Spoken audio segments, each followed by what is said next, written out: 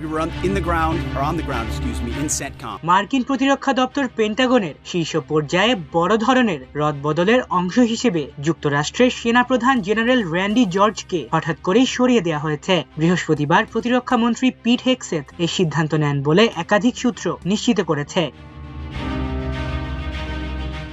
যদিও পেন্টাগন আনুষ্ঠানিকভাবে এটিকে অবসর হিসেবে উল্লেখ করেছে, তবে বাস্তবে বিষয়টি নিয়ে নানা প্রশ্ন উঠেছে।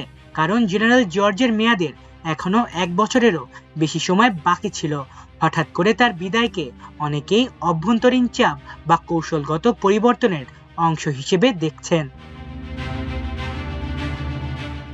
এক বিবৃতিতে পেন্টাগন জেনারেল জর্জের দীর্ঘ সামরিক জীবনের প্রশংসা করে তার অবসর জীবনের জন্য শুভকামনা জানিয়েছে। তবে তার এই আকস্মিক বিদায়ের পেছনে নির্দিষ্ট কোনো কারণ প্রকাশ করা হয়নি, যা পরিস্থিতিকে আরো রহস্যময় করে তুলেছে।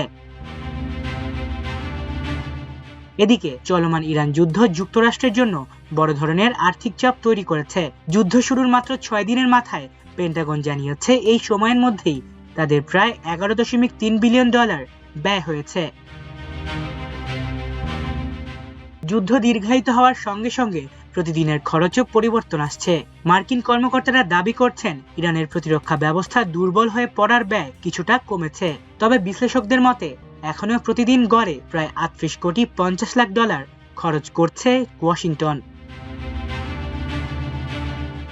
এই প্রেক্ষাপটে সেনাপ্রধানের হঠাৎ বিদায় এবং যুদ্ধের ক্রমবর্ধমান ব্যয় দুটি বিষয়ই এখন যুক্তরাষ্ট্রের সামরিক ও রাজনৈতিক অঙ্গনে নতুন করে আলোচনা তৈরি করেছে। বিশেষজ্ঞরা মনে করছেন এটি শুধু একটি পদ পরিবর্তন নয়, বরং বৃহত্তর কৌশলগত পুনর্বিন্যাসের ইঙ্গিতও হতে পারে। এমন পরিস্থিতিতে ওয়াশিংটনের ভেতরে নীতি নির্ধারকদের মধ্যেও চাপ বাড়ছে বলে ধারণা করা হচ্ছে। দীর্ঘমেয়াদী এই সংঘাত কেবল সামরিক ব্যয় বাড়াচ্ছে না, বরং যুক্তরাষ্ট্রের অর্থনীতি ও রাজনৈতিক স্থিতিশীলতার উপরও প্রভাব ফেলতে পারে। বিশেষ করে সামনে নির্বাচন বা অভ্যন্তরীণ রাজনৈতিক উত্তেজনা থাকলে যুদ্ধের খরচ এবং সামরিক সিদ্ধান্তগুলো আরো বেশি গুরুত্ব পাবে বলে মনে করছেন বিশ্লেষকরা। অন্যদিকে পেন্টাগনের এই হঠাৎ সিদ্ধান্ত আন্তর্জাতিক অঙ্গনেও নানা প্রশ্নের জন্ম দিয়েছে।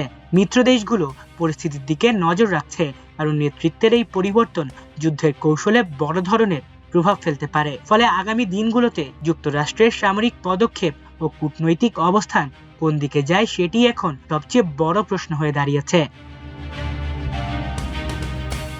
মাল্টিমিডিয়া ডেস্ক, আমার দেশ।